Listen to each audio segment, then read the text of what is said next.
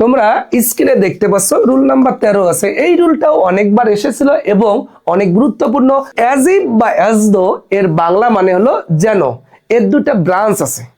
প্রথম অংশ যদি প্রেজেন্ট ইনডেফিনিট হয়, পরের অংশ হবে পাস্ট ইনডেফিনিট। আর প্রথম অংশ যদি পাস্ট ইনডেফিনিট হয়, পরের অংশটা হবে পাস্ট পারফেক্ট। আর বি ভার্ব থাকলে ওয়্যার হবে। এভাবেই তোমরা পড়বা। তাহলে এক নম্বরে তোমরা দেখতে পাচ্ছ হি টক্স, সে কথা বলে, as if he be a minister. তাহলে যে বি ভার্ব আছে, তাহলে এর পাশে যদি প্রেজেন্ট থাকার পাস্ট থাক, যেটাই থাক না কেন, বি ভার্ব থাকলেই তোমরা কি ইউজ করবা? ওয়্যার ইউজ করে দিবা। এরপর 2 নম্বরে তোমরা দেখতে পাচ্ছ হি talked as if he know everything. এখন এই টকটা যেহেতু ভি টুতে আছে, তাহলে এটা বুঝে নিতে হবে পাস্ট ইনডেফিনিট। তাহলে প্রথম অংশ যদি পাস্ট ইনডেফিনিট হয়, পরের অংশটা কি হবে বলো? পাস্ট পারফেক্ট হবে। আর তোমরা নিশ্চয়ই জানো পাস্ট পারফেক্টের স্ট্রাকচার হলো হ্যাড প্লাস ভি3।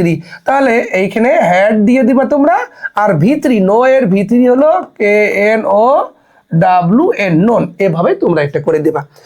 এরপর 3 নম্বরে তোমরা দেখতে পাচ্ছ হি টক্স, সে কথা বলে, as if he be a leader.